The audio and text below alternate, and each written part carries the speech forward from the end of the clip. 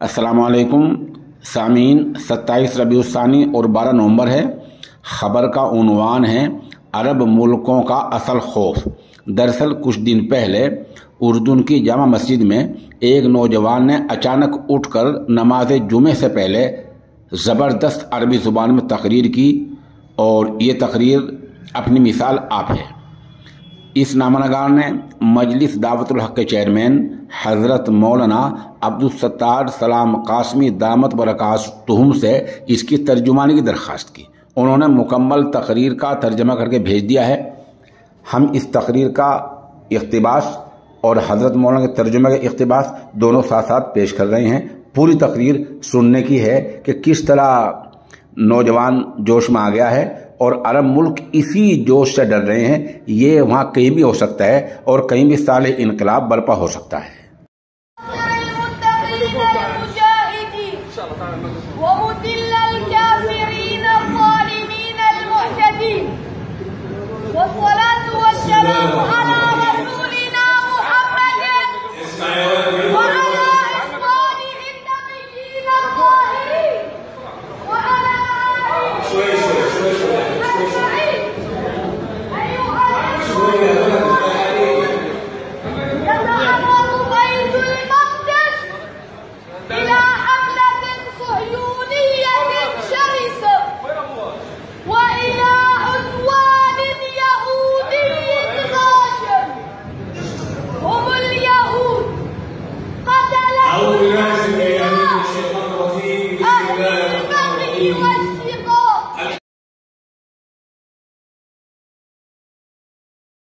نصلی علی رسولہ الکریم اما بعد۔ محترم حضرات، ہمارے نہایت ہی کرم فرما محترم مولانا بلال احمد صاحب بجرولوی دامت برکاتہم، ایڈیٹر سوشل انڈیا نیوز کی فرمائش پر اردن کی جامع مسجد میں جمعے کے روز ایک بڑے عجیب و غریب طریقے سے ایک بچہ آیا اور اس نے امام جامع مسجد کی تقریر اور خطاب سے پہلے، خطبے سے پہلے، فلسطین کے حق میں بڑی جرأت مندانہ بات کہنی شروع کر دی۔ ایک بچہ، ایک فرشتہ صفت بچہ، اس لیے اس کا عنوان لگایا ہے ظہور ملاکن فی الاردن، کہ اردن میں ایک فرشتے کا ظہور ہوا۔ تو وہ سوشل میڈیا پر چھائی ہوئی ہے وہ تقریر، تو مولانا نے فرمایا کہ میں اس کا خلاصہ لب لباب آپ حضرات کے سامنے بیان کر دوں۔ تو شروع میں اس بچے نے اللہ کی تعریف، اس اللہ کی حمد و ثنا اور نبی اکرم صلی اللہ علیہ وسلم پر درود و سلام بھیجا، اور حمد و ثنا میں بھی اس نے یہ کہا کہ وہ اللہ کی ذات بڑی بالا و برتر ہے، جو مجاہدین کی، جو اللہ کی راہ میں قربانیاں دیتے ہیں، ان کو عزت سے نوازتا ہے، اور جو ظلم و ستم لوگوں پر ڈھاتے ہیں اور اس کا انکار کرتے ہیں خدا کی ذات کا، ان کو دنیا میں ذلیل و خوار کرتے ہیں۔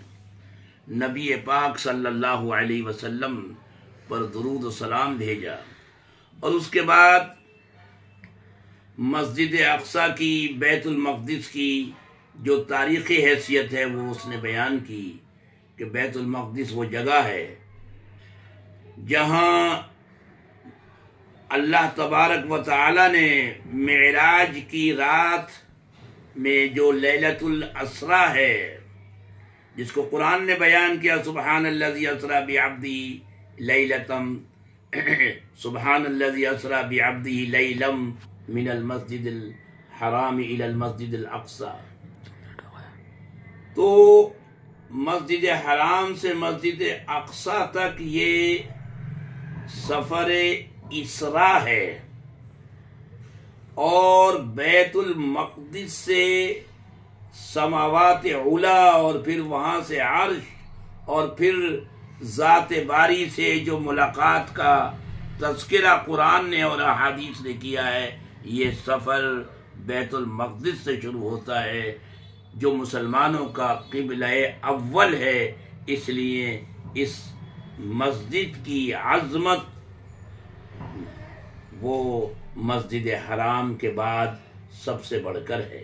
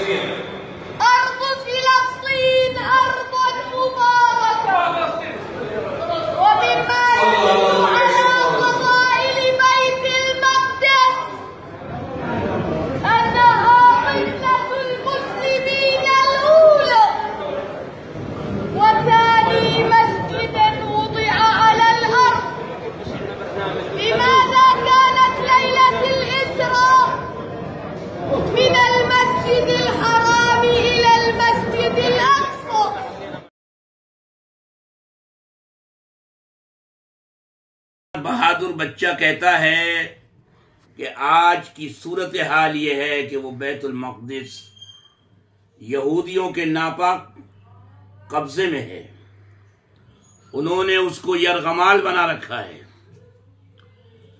وہ بیت المقدس پر قبضہ کر کے اپنے گریٹر اسرائیل کے ناپاک مقصد کی تکمیل کرنا چاہتے ہیں۔ بیت المقدس سے ہر مسلمان کا دل جڑا ہوا ہے، مسلمانوں کے ہر مسلمان کے دل میں بیت المقدس بستا ہے۔ یہ ہمارا قبلہ اول ہے۔ یہ لوگ یہ چاہتے ہیں یہود کہ اس پر اپنا قبضہ اور تسلط قائم کر لیں۔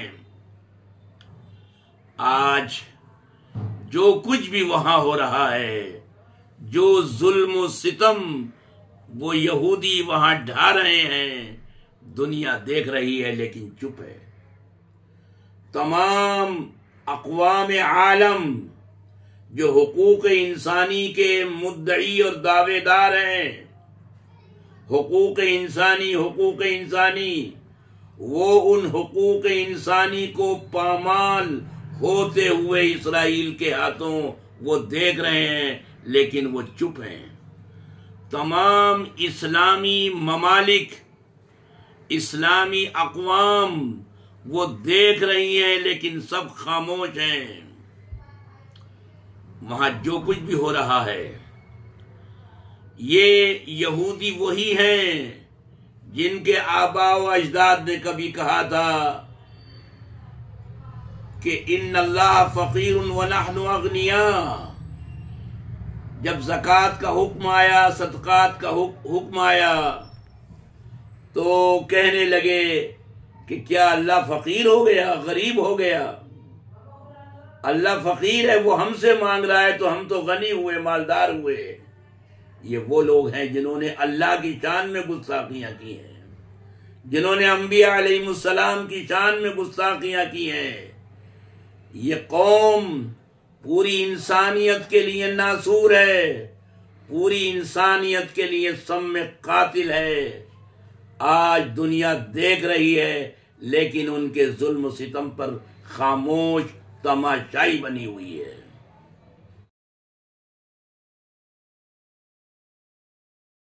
لماذا لم يكن المعراج من المسجد الحرام إلى السماوات العلى؟ لأن الله عز وجل أراد أن يعلمنا أن المسجد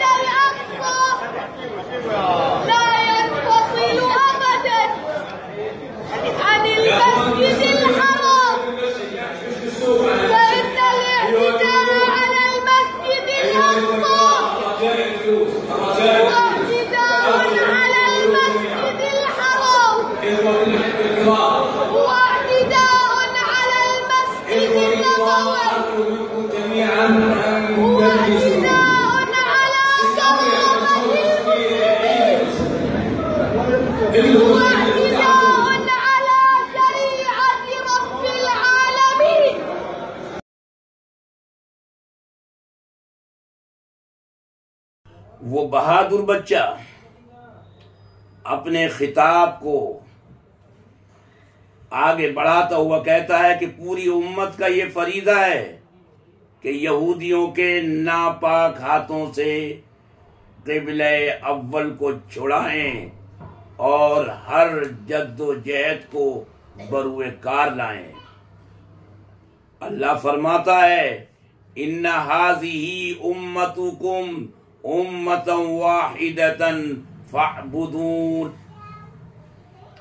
ان ھذہ امتکم امۃ واحدۃ وانا ربکم فاعبدون، یہ ایک امت ہے، یہ ایک ہی امت ہے مشرق و مغرب اور شمال و جنوب، جس کے بارے میں اللہ کے نبی صلی اللہ علیہ وسلم نے فرمایا کہ تم ایک جسد کی طرح ہو، اگر پیر میں کانٹا چبھتا ہے تو اس کا احساس، اس تکلیف کا احساس سر کو ہوتا ہے، پورے جسم کو ہوتا ہے۔ تو اس قبلہ اول کو چھڑانا تمام مسلمانوں کا فریضہ ہے، اخلاقی اور شرعی وہ فریضہ ہے۔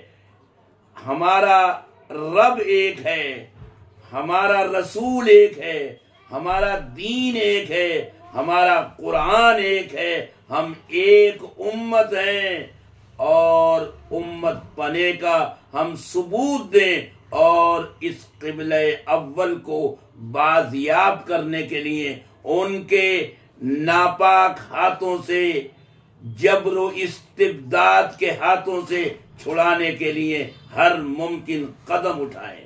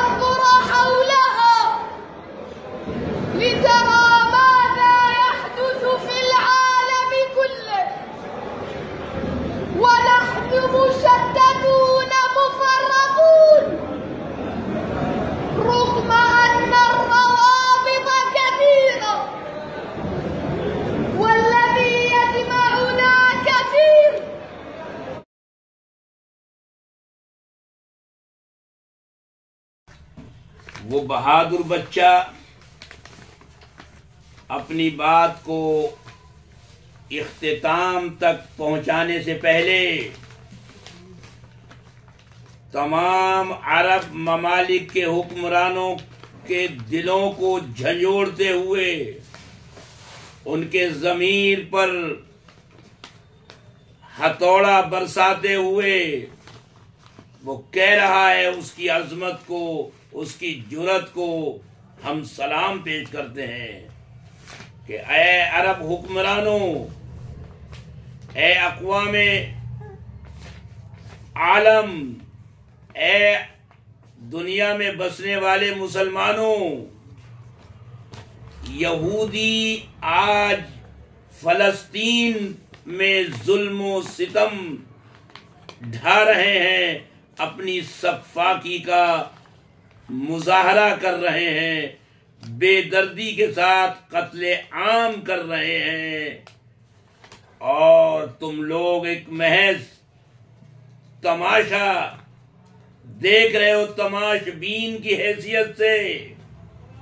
یہ نہ سمجھو کہ یہ جو کچھ بھی ہو رہا ہے یہ صرف اہل فلسطین کے ساتھ ہے، اور تم کل اس ظلم و ستم اور بربریت اور سفاکیت سے تم محفوظ رہو گے۔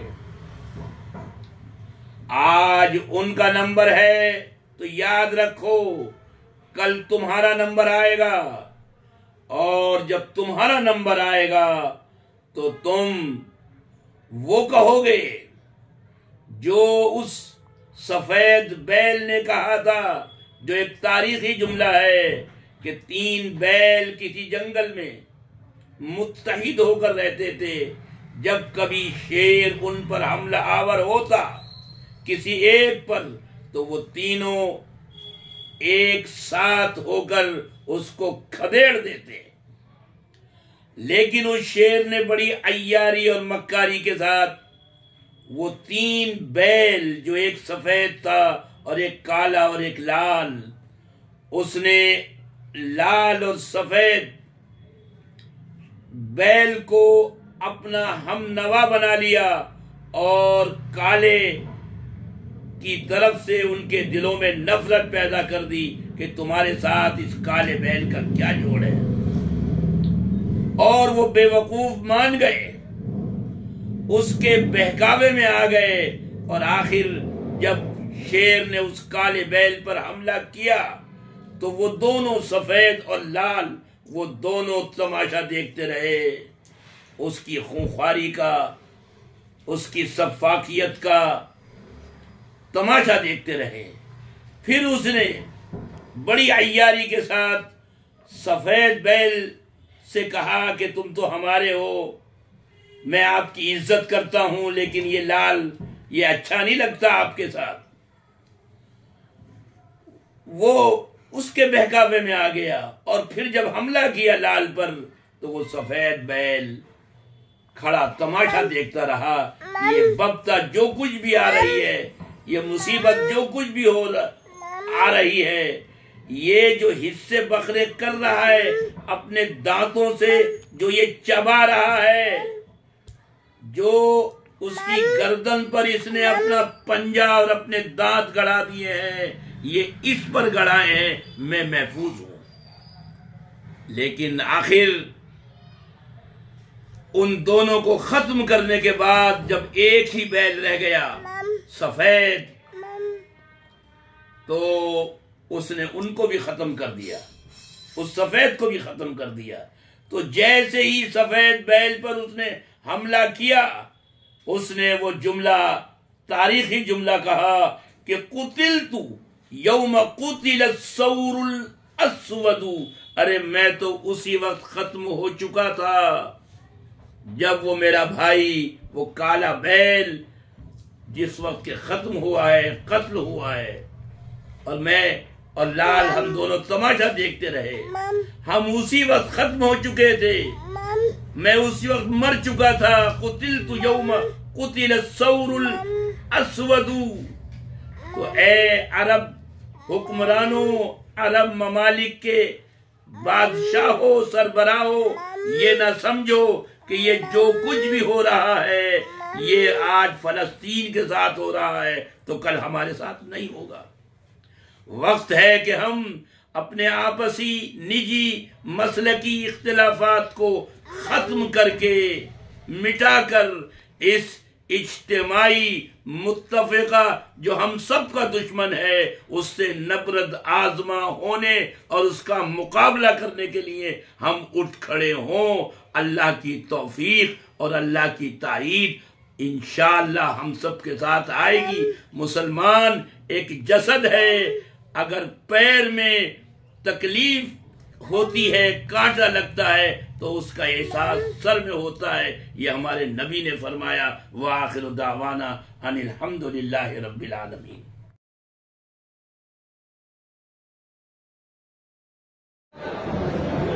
والذي يجمعنا كثير، يجمعنا دين واحد، تجمعنا قبلة واحدة، يجمعنا إله واحد، يجمعنا نبي واحد، كل هذا ينبغي أن يوحد بيننا،